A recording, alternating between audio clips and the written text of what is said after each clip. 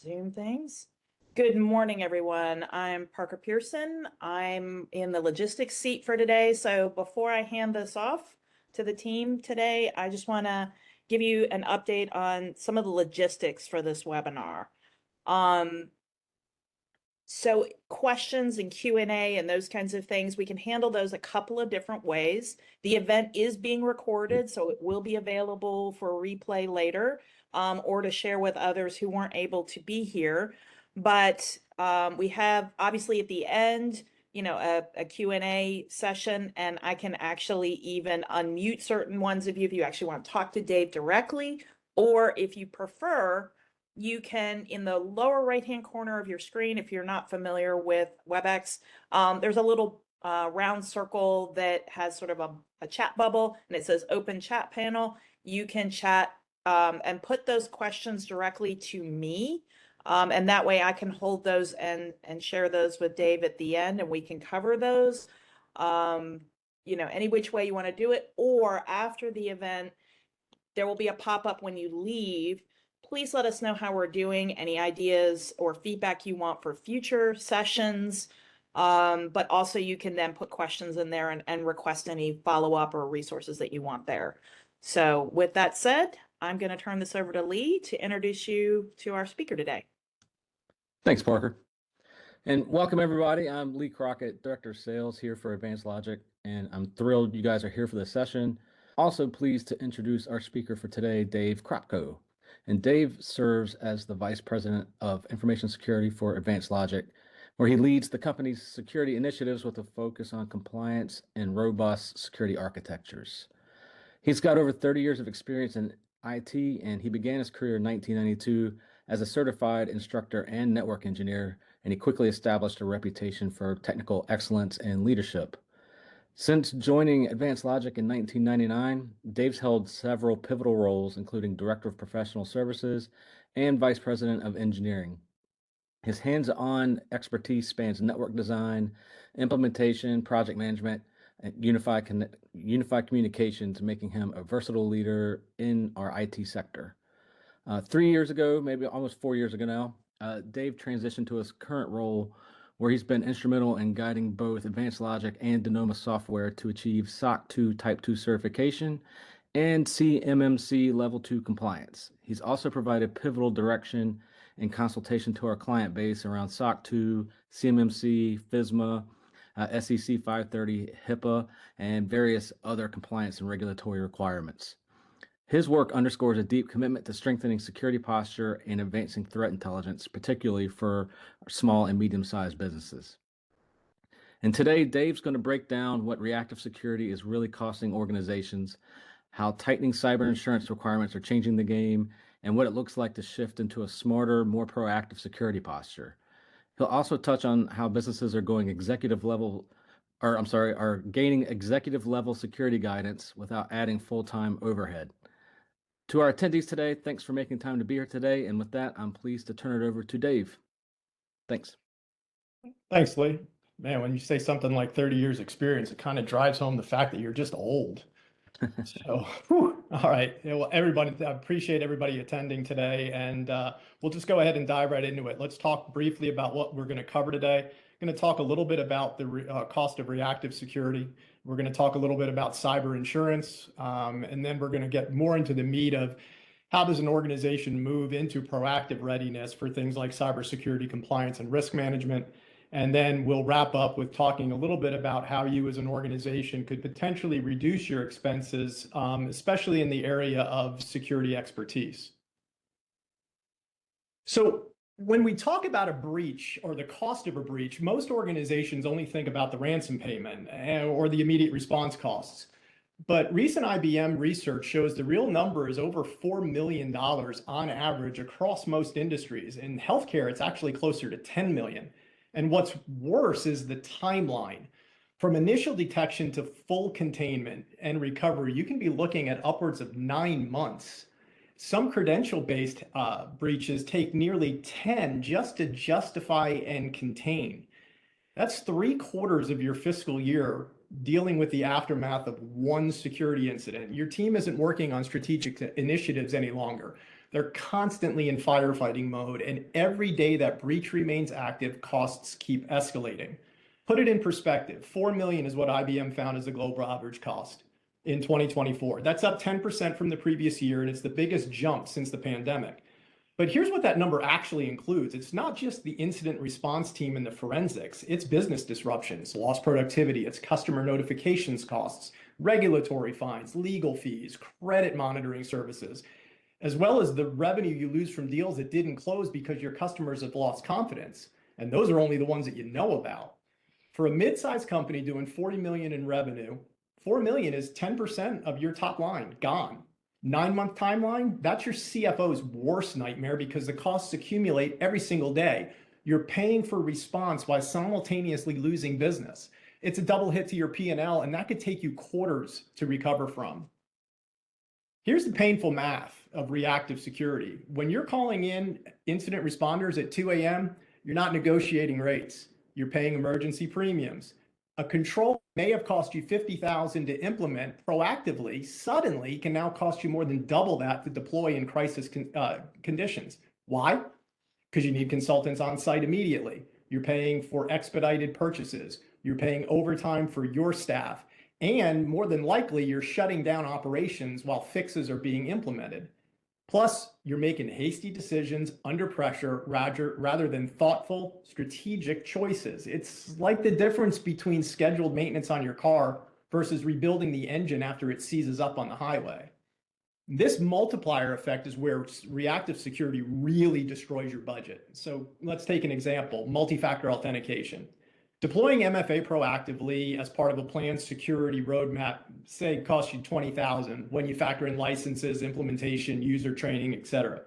But when you're scrambling to deploy that because your carrier now demands it within 30 days or they're going to drop your coverage, now you're paying consultants hundreds of dollars an hour to fast track it. You're buying premium support from your vendors. You're paying overtime for your team to work nights and weekends. And you're just basically disrupting operations because there's no time for proper change management.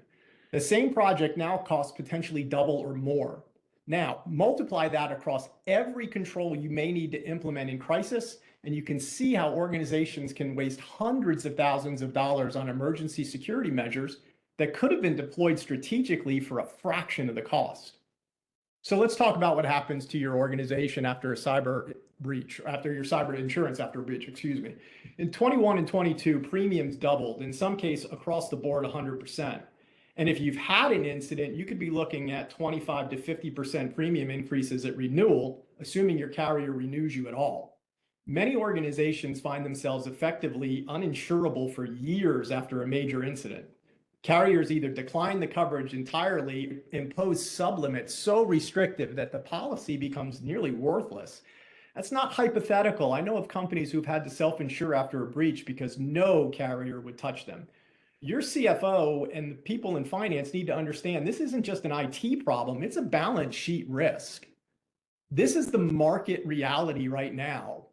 After the crisis initially, when premiums doubled across the board, we stabilized some, unless you had a claim. If you've experienced a breach, a ransomware attack, a significant security incident, you're facing premium increases of potentially 25 to 50% at renewal. And that's actually probably a little optimistic. The real risk is the if coverage remains qualifier. There are many organizations that couldn't find any carrier willing to write them a policy after a breach. Others got renewal offers that are so restrictive with their sublimits, say 500,000 maximum for ransomware instead of 5 million, that the policy became essentially worthless for the risks that actually matter. So your executives need to understand, once you lose cyber insurance, you could potentially be self-insuring against enormous financial risks. And that just simply changes your entire risk calculus and your access to capital. Leadership spends more time explaining failures than planning growth in these scenarios. And this is the opportunity cost that doesn't show up on any spreadsheet, but it kills organizations slowly. After a breach, your leadership team spends hours every week in incident response meeting, regulatory notifications, customer communications, damage control. They're explaining why this happened, having to tell customers why their data was exposed, to regulators why their controls failed. Time that should be spent on product development, market expansion, strategic partnerships is instead consumed by crisis management. And with executives spending 60% or so of their time dealing with breach fallout, your competitors who got security right out there winning deals and they're growing their market share. So here's what happens to your team in a reactive security environment, right? They're constantly fighting firefighters. They're working overtime, nights, weekends during incidents, and they get blamed when anything goes wrong. And as a result, they're really never able to complete the project before the next emergency hits. Industry data shows about 30 to 40% higher turnover rate in security and IT teams that operate in current constant crisis mode compared to those with proactive programs.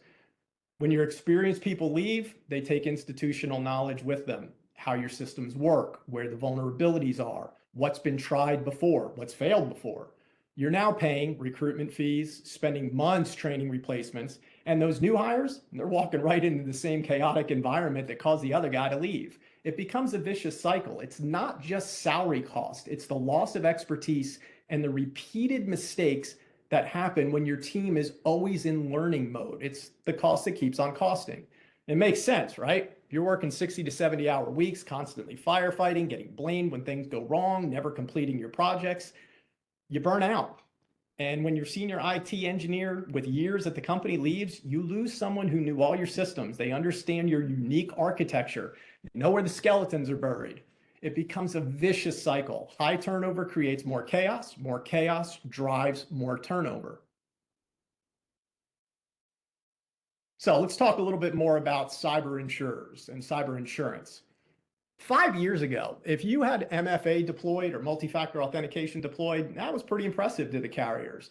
It showed you were taking security seriously. It said that you had better and you'd get better rates. Today, MFA is bare minimum to even get a quote. Same with endpoint detection and response or EDR tools that go beyond basic antivirus. Same with patch management processes. These aren't bonus points anymore. They're prereqs. Insurance carriers did the math after ransomware surged, and they realized organizations without these basic controls were getting hit at about 5 to 10 times the rate of those who had them. So now, if you don't have MFA enforced across all remote access, most carriers won't even underwrite you. No EDR on endpoints, application denied. No documented patch management process, declined. And here's what's happening now. Carriers are moving the goalposts. They're starting to require privileged access management, network segmentation, offline immutable backups. What was advanced is now table stakes. You can't sit still on security controls and expect to remain insurable. The baseline is going to continue to rise. And here's how cyber insurance underwriting has changed dramatically. It used to be mostly based on a questionnaire, and to some degree it still is, right? You fill out 50 to 100 questions about your security posture. The underwriter gives you a price based on your answers. Now, the game's changing. Carriers are beginning to want independent verification before they'll issue you a policy. Pre-bind assessments. If you have not heard of those, they're coming. Pre-bind assessments mean the insurance company or the third-party firm that they're hiring is going to scan your external attack surface. They're going to review your security configurations. Sometimes they're even going to ask to interview your IT team. They're looking for specific controls. Is MFA actually enforced, or is it just available? Are privileged accounts being properly managed, and can you prove it?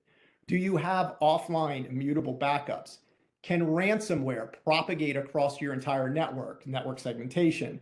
And here's the critical part. If you fail the assessment, they just walk away. There's no negotiation, no fix it and come on back and we'll talk later. They just decline the application. I've seen organizations lose their incumbent carrier renewal because they failed the pre-bind.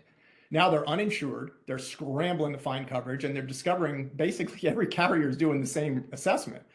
Not theoretical. Carriers have walked away from hundreds of organizations who could not meet the technical requirements. So you need to know what carriers will check for before you apply, not after you get declined. The harsh reality that nobody talks about until it's too late, if you've had a significant cyber ransomware attack, a data breach, or a business email compromise, you're radioactive to cybersecurity and insurance carriers for years. Some carriers have explicit underwriting rules. If you've had a ransomware claim in the past 3 years, they're not going to write you a new policy. Some even take it out to 5. Even if you've completely overhauled your security program, hired a CISO, implemented everything right, doesn't matter. The actuarial data shows that organizations that have been breached once are statistically more likely to be breached again. So carriers just don't want the risk. So what happens? You get forced into the excess and surplus market, specialty carriers that'll take on high-risk organizations, about 3 to 4 times the premium coverage, with limits so low they really don't actually protect you. Or you could go without coverage entirely and self-insure against multi-million-dollar risk. Good luck trying to pass that up the ladder. Your org needs to understand you get one chance. If you have a major incident, your cybersecurity could go away for years, and that changes your entire risk profile. It affects your ability to win contracts. It affects your access to capital. Prevention isn't just good practice, it's financially existential. So now, even if you can get cyber insurance, what you're buying isn't what it used to be. 5 years ago, you could get a $10 million coverage limit fairly easily. Today, carriers are pretty much in the $2 to $5 million range as a standard, and they make you jump through a lot of hoops if you want to try to get higher limits. Why? Cost of cyber claims exploded. Ransomware went from tens of thousands to millions. Business interruption losses stretched into months, and in some cases, years. Carriers paid out more in cyber claims in 2021 than in the previous decade combined. So they reduced their exposure by capping coverage. But it gets worse. They're also expanding exclusions. So policies are now excluding certain types of attack, nation states, acts of war, infrastructure failures, supply chain compromises in some cases. And you may think to yourself, well, I'm not really too worried about how my business is going to respond to a nation state attack. They're also adding some silent cyber exclusions that carve out coverage if the incident came through your third-party vendors. That's a topic for an entirely different discussion, but it's something that organizations really need to be paying attention to, is who are you working with and what's their policy. The sublimits are brutal. $1 million in coverage sounds okay until you read the fine print and you discover that, oh, there's a $250,000 sublimit for ransomware, $100,000 only for regulatory fees, $500,000 for business interruption. So your $1 million policy may only pay out about $850 across all the categories. So you have to read your policies carefully, not just the headline coverage number. Know where your gaps are, because you may have way less coverage than you think. Policies used to be set it and forget it, right? Buy the policy in January, you're covered for 12 months, we'll see you at the renewal. Well, not anymore. Modern cybersecurity and policies have ongoing compliance requirements written into the contract. And this is something that's changing almost daily. You must maintain the security controls you represented when you applied. So you can't just say, I do it. You have to be able to prove it. So they may be asking you now for quarterly security reviews, providing documentation to the insurance carrier. You have to report any material changes to your environment, new locations, major system changes, acquisitions. And the carriers are auditing this. They'll request evidence quarterly or semi-annually. Show us your logs. Show us what you're doing with MFA. Show us your backup, test, and restore results. Show us your security training completion rates. And if you can't provide it or don't provide it, or the evidence shows you're not actually maintaining it, carriers can cancel your policy midterm. Not renew at the end of the year, just shut it off, cancel it immediately. It's like car insurance requiring you to prove that you're a safe driver every 90 days or they drop you. It fundamentally changes how organizations have to manage security. It's not an annual project. It's a continuous compliance with contractual obligations. You need processes. You need documentation to satisfy the requirements on their timelines, not yours. So, how do you move into more of a proactive readiness model for your organization? And this is kind of really where we want to focus and concentrate for the rest of the time that we have. You can't fix what you don't measure, and most organizations operate blind. A proper security maturity assessment, it's not a pen test or a vulnerability scan. It's a comprehensive evaluation of where your security program stands today against where it needs to be. If you're involved in this, you will constantly hear current state versus desired state. And we'll talk a little bit more about what the roadmap looks like to get from point A to point B.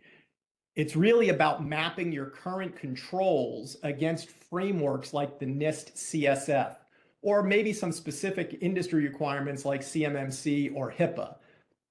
NIST cybersecurity framework is a fairly well-known, recognized framework, and it's flexible. The goal on these things is not only just to identify technical gaps, but governance, policy, and process gaps. And you need to be brutally honest with yourself. If you're a level 2 at maturity and you need to be at level 4 to either get insurance or potentially win that contract, you need to know that up front. I've seen way too many organizations waste money implementing random security tools without understanding what their baseline is. An assessment gives you a roadmap with the clear priorities. It gives you something concrete to show your executives, your insurers, your customers, and your vendors. Here's where we are, here's where we're going, and most importantly, here's how we're measuring that progress. Once you know where you stand, now you need a realistic plan to close those gaps. And this is about a 12 to 18 month plan, not 3 months, not 5 years. It's a pragmatic timeline that balances the urgency of what's actually achievable without breaking your budget or your IT team.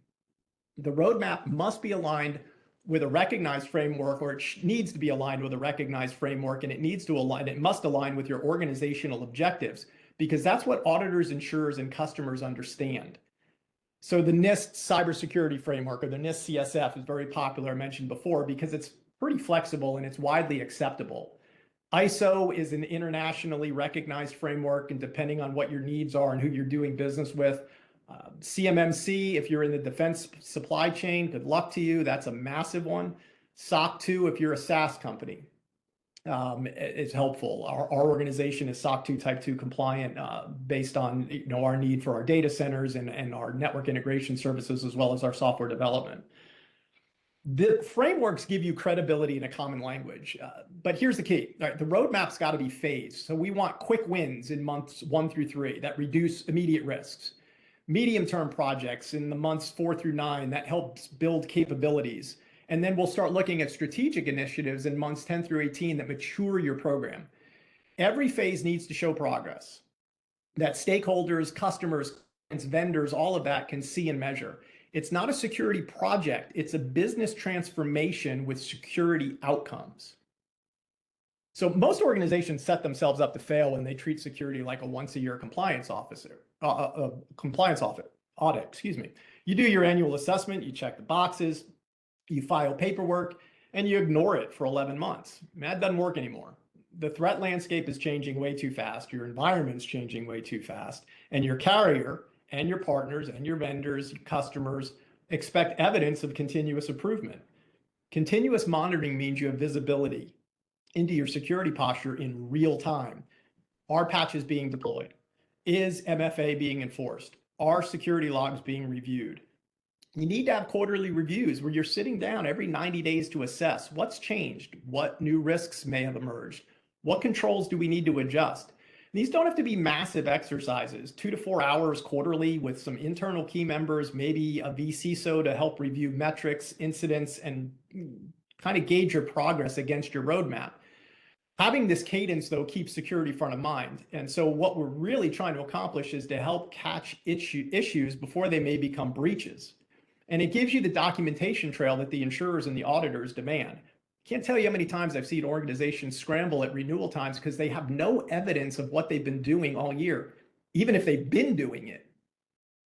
If it's not documented, it doesn't exist, at least not in the eyes of cyber insurance underwriters or auditors and regulators, and in some cases, even clients and vendors. You need 3 levels of documentation. First is your policies. Those are your high-level documents, your high-level commitments. Things like we require MFA for all remote access. We encrypt data in transit and in rest. And you'll be building things like your acceptable use policies. But then those things are approved and they're reviewed annually. But then secondly, you need to then develop your procedures. These are the how-to documents. This is the step-by-step guide. How do we onboard users? How do we handle security incidents? How do we manage vendor risk? So it's really the how-to guide of how you're implementing your policies. They're living documents that your team actually uses. And then third and finally, you need evidence trails. Your logs, your tickets, your meeting minutes, your training records that prove you're following your policies and procedures. So when an underwriter asks, how do you know if MFA is actually enforced? You can show them your logs, your configuration screenshots, your quarterly audit reports. If an auditor asks about incident response capabilities, you can show them your IRP plan, your tabletop exercise reports. and your evidence of your annual testing. This documentation is the proof that you actually take security seriously. I just mentioned an IRP or an incident response plan. Every organization needs to have one of these, but most plans fail the minute they're needed because they've never actually been tested. Your IRP is not a binder on a shelf. It's a playbook that needs to work at 2 a.m. when your systems are compromised. Solid IRP plan defines the roles, who's in charge, who communicates externally, who handles the response, who manages legal. And you may have run books for different scenarios. You may have an IRP for ransomware or for legal counsel or forensic. But the critical part is you have to test it. Tabletop exercises are the simulated incidents. You kind of walk through your team with a scenario and you identify the gaps in real time. Who makes these decisions, like to pay a ransom? Who notifies affected customers? When? How long do we have? How do we maintain operations during response? I've heard and seen of exercises where organizations run through it and they discover that their backup restoration process actually doesn't work. It's better to find those things out in a conference room than at 2 a.m. during a real breach. Get to that next slide. All right. So, how can an organization like yours potentially reduce expenses for expertise? Let's talk about a couple different things briefly. Fractional CVCISOs. Let's do the math on hiring a full-time CISO, right? You're looking at a pretty significant expense in salary, benefits. All-in compensation can easily hit north of $200,000 for very qualified people. And here's the challenge. For most mid-sized organizations, you don't need a CISO 40 hours a week, 52 weeks a year. You need strategic security leadership, executive presentations, risk assessments, policy development, vendor management. But that's not 40 hours a week of actual CISO level work. The rest of the time, you'd be paying for an executive level salary for work that could be done by an analyst or an engineer. So a fractional vCISO flips that model. You get the same caliber of expertise, someone who may have been a CISO, understands organizational dynamics, and knows how to talk to insurance carriers and providers and auditors and regulators. But you're only paying for what you actually need. You get the expertise at a fraction of what your costs could be. And the bonus? The fractional vCISO works with multiple clients. So they're seeing threats and solutions across different industries. You're getting cross-pollinated expertise you'd never get from someone that only knows your environment. There are certain security functions that make no sense whatsoever to build in-house unless you're a large enterprise. Let's take pen testing for an example. Penetration tests, to do those properly, you need specialists who understand web app testing, network testing, social engineering, physical security. And those people can be pretty expensive, but you don't need a full-time person to do it. It's a significant cost in salary alone, not to mention the tools and the training and the overhead. So you outsource that and you hire a specialized pen test firm that maybe $10K annually, maybe less, for the testing you actually need. Same logic applies to compliance audits, SOC 2, high trust, CMMC. vCISOs know the frameworks. They know what the auditors are looking for. They can get you through the process more efficiently. So you're getting better expertise, better coverage, and you're paying significantly less of what it would cost to build it yourself. Excuse me. Building a security operations center or a SOC, it's a financial commitment most organizations just cannot justify. You would need analysts to cover 24/7 shifts. You need a SIM platform, endpoint detection tools, threat intelligence feeds, case management systems, physical space, management overhead, ongoing training. You're looking at hundreds of thousands of dollars for a basic SOC. Now, compare that to managed services or a managed security service provider. For a substantially lower annual cost, you can get 24/7 monitoring from a team of analysts who watch hundreds of companies simultaneously. They have enterprise-grade tools that you could never afford individually. They see attack patterns across their entire customer base. So they can spot threats faster. They have playbooks that have been refined through thousands of incidents. And critically, they scale with you. So if you get hit at 2 a.m. on Christmas, their team's working. Your team isn't. Or you're going to have to call them in. They'd be thrilled. Your in-house team is 6, they're burned out. So you're going to be paying emergency overtime. So a managed services model gives you the enterprise SOC capability at a fraction of a SOC cost. You also want to look at automation wherever it's available. security teams can drown in repetitive task work that doesn't require human judgment. They're reviewing the same alerts, updating patches, checking compliance configuration, generating reports. If you can get into a model of security orchestration, those platforms can actually investigate the low-level alerts. Is it malicious? Has this behavior? Is this anonymous? Should we be escalating this? Instead of your analysts spending 15 minutes per alert on routine investigations, the automation triages hundreds of alerts in seconds and then only escalates those that actually need human attention. Getting into patch management automation ensures your systems stay current without manual intervention or minimal manual intervention. Compliance monitoring tools can actually continually check your configurations against your security policies and alert you if there's been a drift. The business case is pretty straightforward, right? If you can automate 30 to 40% of repetitive work, your two-person team suddenly has more capacity. You're not adding headcount, you're multiplying effectiveness. And your team is working on those high-value activities instead of those mind-numbing checkbox tasks that basically eventually drive them to quit. So you want to look at partnerships, not POs. Enterprise security tools are priced for Fortune 500 budgets.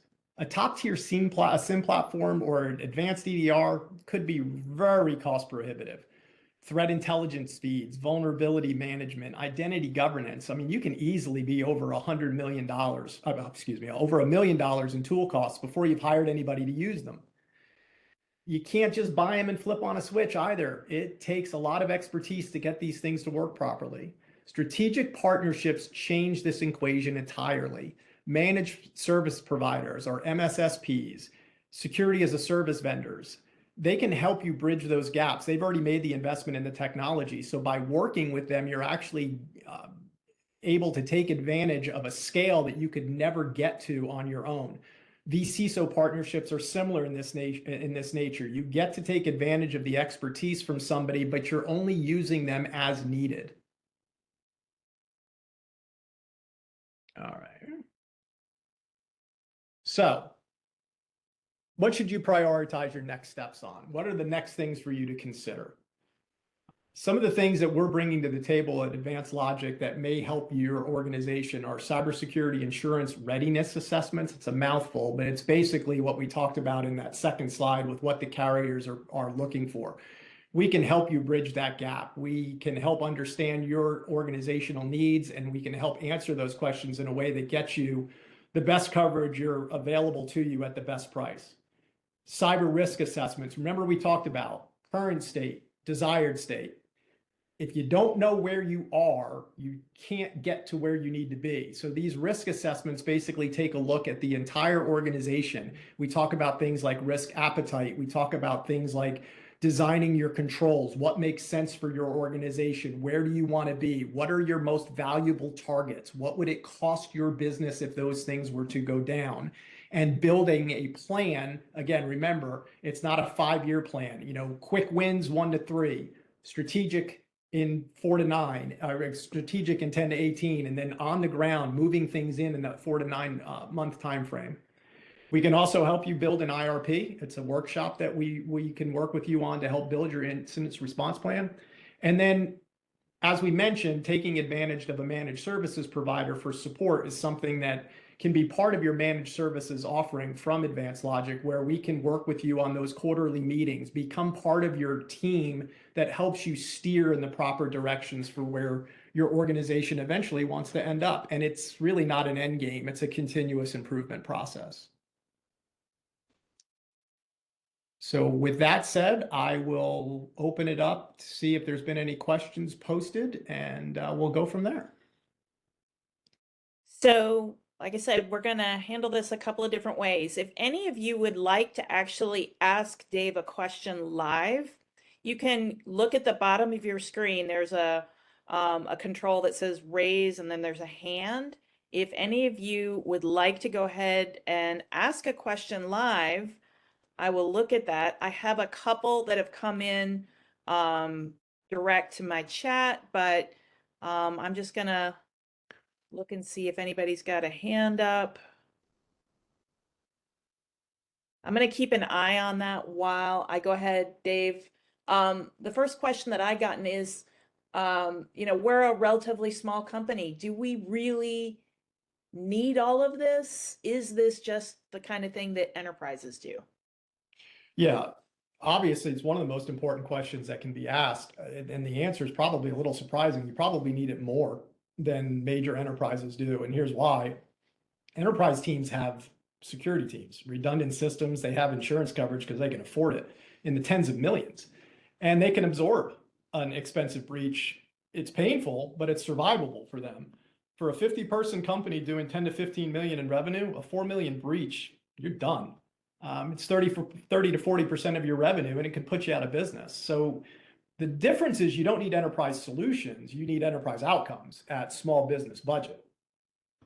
That's exactly what a fractional vCISO model delivers, or hiring an MSP. Instead of hiring those full-time people that you don't need, you're getting right-sized solutions. I think everybody on this would understand cyber criminals don't really care about your company size. In fact, they actually often target smaller orgs because they know they have fewer defenses. Carriers don't give you a pass because you're small. They have the same requirements when you're 50 or 5,000. So some of the stuff that we've covered today, like the readiness and risk assessments, they're designed specifically for organizations that are smaller in nature. Another question that came in is how long does it realistically take to go from where you see most companies are today to being sort of cybersecurity insurance ready? Well, part of that answer is going to depend heavily on where you're at. What's your starting point, right? Keep saying it. What's your current state versus your desired state? Realistic timelines, if you're starting from scratch, where you have no MFA or basic antivirus, you don't have formal policies, I'd probably say it's a 6 to 9 month process to get yourself insurance ready. If you've got some of those basics in place, but maybe you have some gaps in your documentation, or maybe your testing and monitoring isn't up to speed, you may be able to lower that timeline to 3 or 4 months. So basically what you're looking at is the first month you kind of get an assessment, figure out where you're at, what gaps exist, and then we sort of go into that quick win scenario. What can we get quick wins out of in months 2 and 3? You can't solve this problem just by throwing money at it, though. I mean, the security posture and program of your organization, it needs to be tested. It needs to be validated. You can't deploy MFA on a Friday and assume everybody's using it correctly on Monday. So my recommendation based on that is, if your renewal is less than 6 months away and you know you have gaps, you need to start working on them now. What I would suggest to folks that are looking at it from a cybersecurity insurance standpoint is, if your renewal is due in 8, 9 months, go ahead and query your carrier to send you that form now, so that you can begin planning, because their forms are changing. But if you get it early enough, you can start putting together a pretty decent plan to get yourself from where you are versus where you need to be in order to make sure you have continuity of coverage. So that may have addressed part of another question that came in that said, how do we know if we're ready for a cyber insurance assessment? Is that something they can start leveraging? The honest answer, probably not. But that's why you want to find out now rather than at renewal time. So what I would recommend is conducting a self-assessment. Like I said, go ahead and get that form.